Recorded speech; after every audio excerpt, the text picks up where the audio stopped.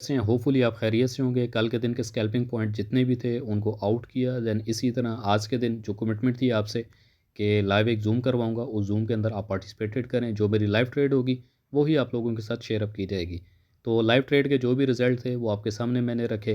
Then इसी तरह जितना भी टोटल जो एक हमारा स्कैल्पिंग पोर्शन था उसको भी आपके सामने क्लियर अप किया। बट मुझे रियलाइज़ हुआ कि कुछ लोग जो है वो लाइव ज़ूम में रह गए थे, पार्टिसिपेटेड नहीं किया उन्होंने।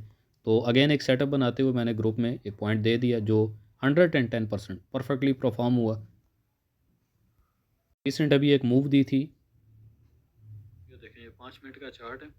ये हमारा लेवल है, मैं इस लेवल पे रिलाई करके चल रहा हूँ, इस वाले लेवल पे।